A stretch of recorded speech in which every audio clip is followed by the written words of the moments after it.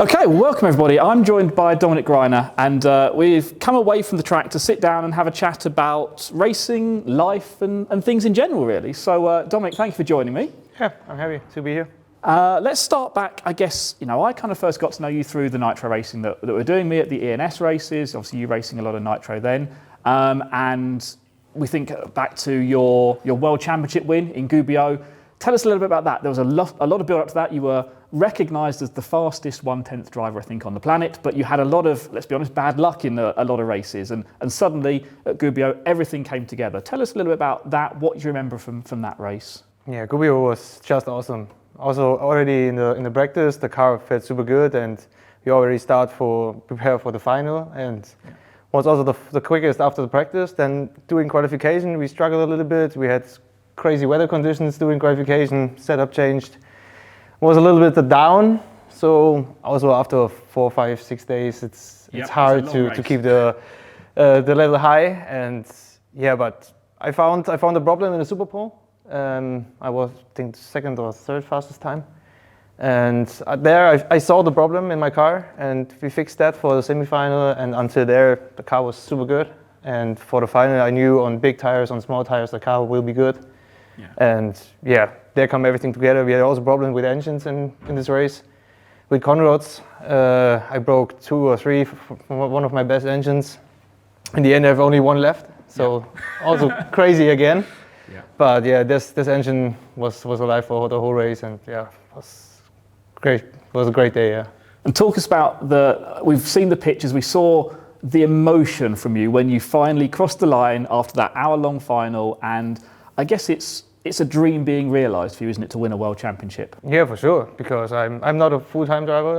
I do it. It's my hobby. Yep. So I spend all my spare time, my holiday, my weekends. I spend all the time to prepare everything to have it at the best level. What I can do. Yep. Because the time is limited, and yeah, it's so much bad luck in the past with engines and nothing what I can do. The problem in the pits, and I could win many races before, but I just won 1 or 2 German nationals, and then I won the World Championship. No European champion before, nothing. It's crazy when you think of how much you appeared to have dominated Nitro racing in those years, and yet yes, sadly that win column is pretty small for you at that time. I won a couple of ETS races, but not the overall season, because there was again problems.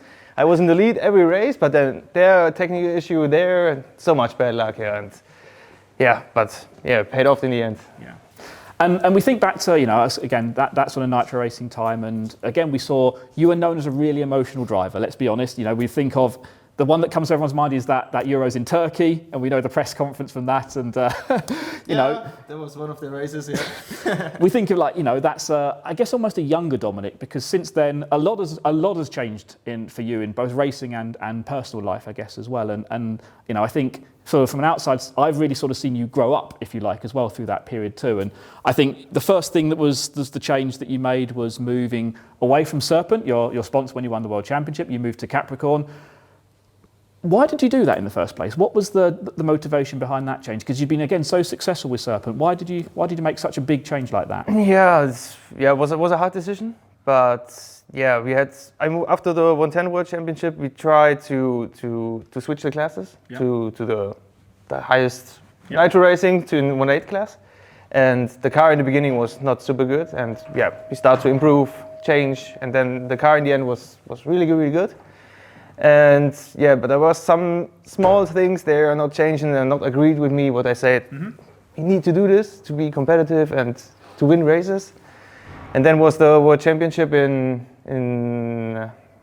California. Yep. I was in the lead after 55 minutes. Then my rear belt broke, and it was maybe the 20th belt I broke in this season. And that was one of these parts. I told them we need to fix them, and they didn't agree, and it cost me the 1/8 World Championship title. And to achieve this again is like, when you are in target to make it, it's good, but to make it again is super hard. Yeah. And that was the decision for me. Okay, now I will try something different. So I told them I will come back in 2 years if you fix some things I was not happy with. I will come back, and then Corona crashed into it. So it was like 3 or 4 years. Yeah. And yeah, then come the change with Nitro to electric, and so then back to that's the way back to Serpent. So yeah, I guess I could be sitting here with a 2-time world champion potentially, and that sort of combination of a 1/10 and a 1/8 scale world championship, that's something that hardly anybody's ever managed to achieve. I'm not sure if anyone's actually held the two at the same time, and that could have been an opportunity for you that was, as you say, 5 minutes away almost from being a reality. Yeah, that was very sad. Yeah, they were very sad, and it was a hard time. Yeah. Because I was so close, and so close, but so far as well. Yeah, I guess that's the thing with Nitro racing, isn't it? That you can be perfect for a World Championships for 8 days and for 55 minutes of the final, but you come away with almost nothing then. Yeah, you have just when the globe locks decides it will not work anymore, then you stop. Yeah, Nitro is hard. It's hard. But then you came back to Serpent and moved to electric racing. Yeah. How did that come about? What was there's two parts there, obviously. There's the move to electric, and then there's the move back to Serpent. So let's talk about, why did you move to electric? What was it that made you decide Nitro? Because you sort of announced that you were kind of retiring from Nitro racing. What was the piece that made that decision for you? The problem always was to find a good mechanic, because you must be a perfect team. And I spent more than 30 days from my work for holiday, and I need another guy that spend the same time. And this is super hard, so you need 2, 3, 4 guys that work with you. And all my mechanics moved away because of work and marriage and everything. So it was hard to find mechanics. That was the first problem. Yeah. And also the Nitro class changed. Also with the fuel, the engines become more difficult to adjust, to break in. Every weekend I was on a racetrack and just break in engines. In the end, you was afraid to have a good engine, and it was again not a good engine. It's a good engine, but on highest level, it's not a good You have a good engine, but you don't have a great engine, and finding those ones. Exactly. So I have only time to break in 10 until 15 engines, and Dario made, 40, 50. So he can select some more, and that's the problem. And I spent so much time in my life in preparing for Nitro, and now I found my wife, and I married last year, and some things are changing, and I don't want to spend so much time anymore to just break in engines. When I go to the racetrack, also on the weekend, I want to have fun, and breaking engine is sure no fun. This is no fun. So that's what I did electric all the time during the winter. No races, because in the winter I must work a lot, or more compared to the summer. So my job fits perfectly for the sport, our hobby. And that's the reason why. So I think, let's just wrap up that Nitro part there, because, I know that Thomas was a massive part of your success in those early days in the World Championship. And as you said, having that mechanic is really difficult. You touched on the fact you're not a full-time driver, and at the level you're competing mostly against those full-time guys like Dario and Yillis and people like that who can go and spend days at the track doing the engine break-ins, and have the opportunity to get those mechanics with them as well for all the different races. So can kind of see from that exactly why you kind of needed to move away, because you weren't maybe going to be able to achieve what you wanted to in the situation you're in. Exactly, yeah. So moving to electric then. Moving back to Serpent, decided you're going to go to electric. Why did you go with Serpent again? Serpent for me is my family in Osaka, and they supported me in the beginning of my Nitro career, where I had no results. I had maybe the talent and maybe some good laps, but I had not the results, and they trusted me, and Simon said, okay, we do this, and they supported me from the beginning, and it was a lot of help. It was a big help in the past. It was not possible for me, because we have a big family. We have not the money to spend all the money for this hobby, and only for me. So it was only possible in this way. And also the connections to the other brands, and it was perfect. And I spoke with Joaquin, the CEO, and they have every year bring a new car, but they have no good drivers. It's hard to get good drivers in electric. So yeah, I decided to, okay, Nitro is too stressful, too much time, so maybe electric is better. It's a little better, but yeah, now I have also... You're now finding the stress that's there now, as well. now I have also a lot of work because we changed the car multiple times the last season and yeah, make big steps forwards. But yeah, we say, okay, let's do this together. They want to have a good car in the market because they see also that the Nitro market is going a little down and the electric market is even growing. Yeah. Maybe also the reason why I changed because yeah, all the people have less money, less time or more to do. Yep. So electric, you put it on the table and 2 weeks later you took it on the track and it works again. Yeah. And Nitro is not possible. Yeah. You have to work a lot. So yeah, that's why we decided to work together and yeah, it paid off. So in 1 year we made the final in the World Championship. Super happy with that. Was also kind of surprised and also here now it works pretty good so far. Yeah, because we were talking as we just sort of sitting down prepared for this. This race last year was really the first time you drove proper electric in a competitive race. So if we think now, you know, as a racer, you're always disappointed with your results when it's not a first. But Probably. if we think, actually, this is only a year that you've been racing at this level, and you say you made the World Championship A final in November, and you know that only 10 guys can be in that. If all the electric races in the planet, that's just 10 guys. So straight away within 6-8 months, you're in the top 10. How do you see that going to progress from here? Is there more that you can give, or are you going to start finding again? There's that point you get to where you're coming up against the full-time racers who have got that backing and that time, or can you see that there's actually there's clearly a route where Dominic can become a world champion in electric? Yeah, probably, yeah. Because every time when you go on the track and you can test, you test. Yeah. So you can develop the car, you can make the car better because the electronic works all the time. So I have, for me, I think the best perfect electronic sponsor. Yeah. And that works all the time, so you can focus on the car and yeah, it makes a lot of fun and yeah, to change everything and make new parts and I get also super quick new parts from Asia and yeah, that improved a lot from the last years. And yeah, makes fun and yeah, maybe we see every race become better and better. Now I'm as close as ever. Yep. So we will see.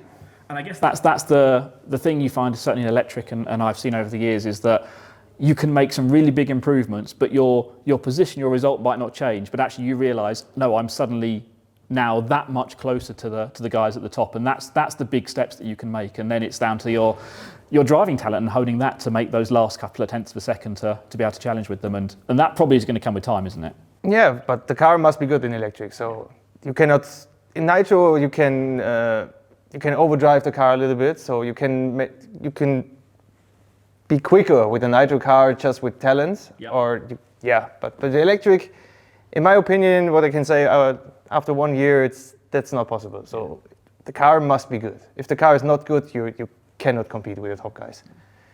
And this we coming closer and makes fun. Making the steps to get there. Yeah.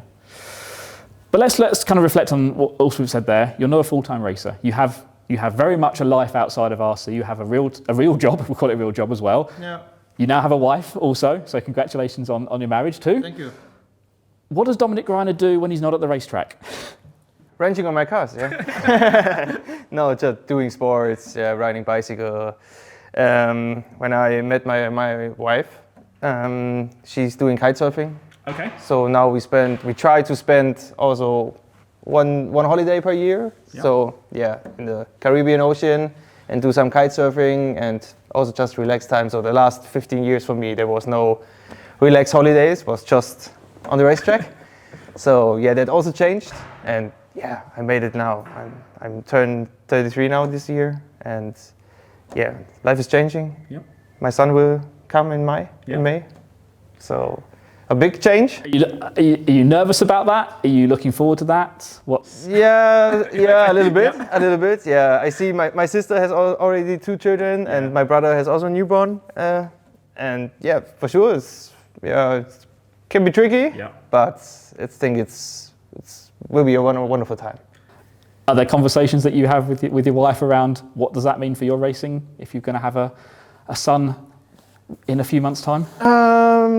Yeah, it's not so easy as now, but she agreed that I can do the races and the big races.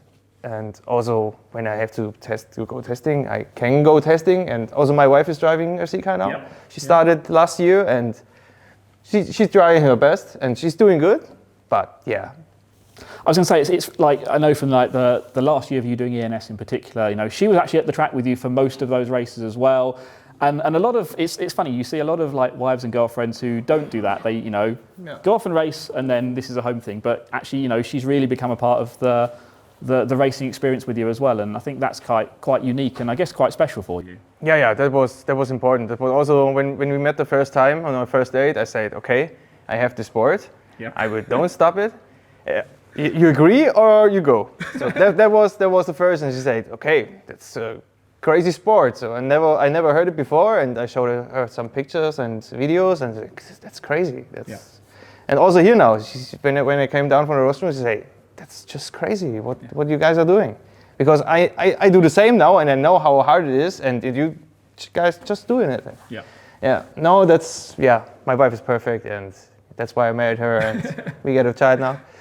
So yeah, she supported me, and now she has also fun with the electric, and you can do this also with the electric. Nitro was not possible. No. So yeah, I think we will do some practice together with the whole family. My son will join us. We have our old camper, so we go to our home track, so we can sleep there. We will see how it will be the first months, but yeah.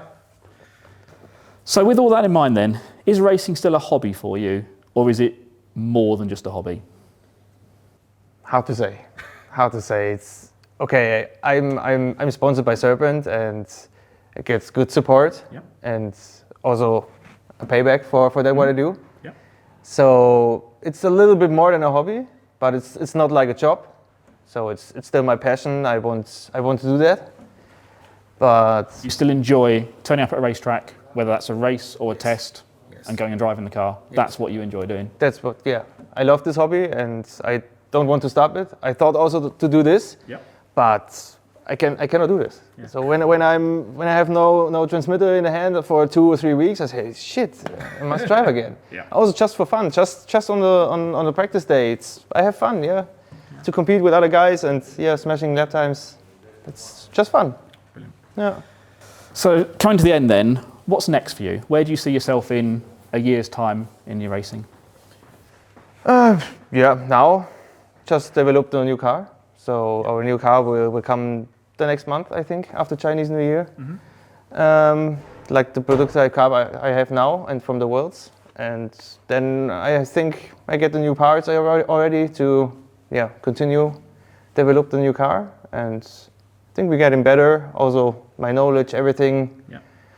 And maybe we can compete on the top in this class. It's hard. Michael is super crazy and super young. Yes. It's like me 10, 12 years ago, I was same motivation as him, and he's doing super good. Bruno, like always.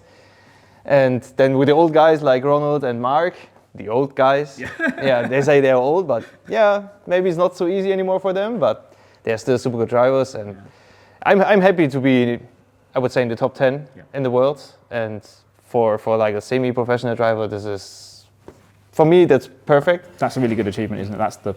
And that was also a reason to change to electric, because in Nitro you was on the top a long time, or you are in target to make it, and then you want to be there all the time.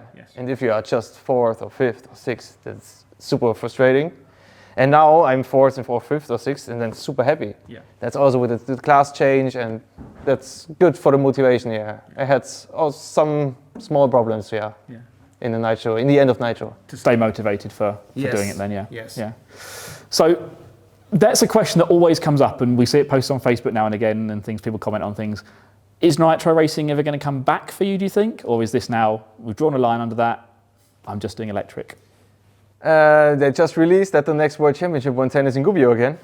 So, there was, Thomas said me, I have time, we can do it. I say no. It would be fun, but I would say no, because my son will come and the life is changing again, And no, I don't think so. And I guess you can't realistically be in a position where even if you say, yes, I'm going to race the World Championships, you just turn up for that 1 week and, you know, try and compete with the guys who've been doing it non-stop for the last 2 years or whatever. So Will be also hard, yeah. Maybe, yeah, just focus on that and break in some engines and find some good ones, or work together with some brands and they do this for you. yeah. But also hard. It's not. I think I cannot do this to go to a race with no engines testing before, and then they give me an engine and say, okay, engine not good. Yeah. Not good on this level, yeah, like always. So for now, the future is very much electric for you. Yeah. That's what the focus is. Yeah. And continue working on the car, working with Serpent to develop that. You know, also develop your understanding of the racing in electric as well. Yeah. Yeah. That's the plan, yeah. Also to make the brand Serpent in electric bigger. Yeah. Because now we have just 2 cars here, I think. Yeah, we are just in the beginning, and yeah, we see everyone can see that. There's a nice symmetry there, I think, that you're at the beginning of your electric career, really, at the same time as Serpent. Okay, they're not at the beginning of that, but where they are now, and you know, the two of you can kind of grow on that process together. Yeah. Also, Serpent was also in the past with Victor, with Wiki Work. They have a good driver, and the car was also in the main most of the times. But yeah, we want to make it bigger. Yeah. Well, thank you very much for your time today. It's been fantastic talking to you. Thank you for being so open about all your life as well. It's really nice to hear what it's like for you outside of the race as well as at the racetracks as well. We wish you good luck in all your racing as well. As we say, you've come on so much in that first year of electric racing, and I think everyone's kind of really excited to see what does the future look like and where are we going to end up with Dominic in the future. Yeah, me too. Yeah. Thank you very much, and good luck at all your races and good luck in life. Thank you. You too. Thank you.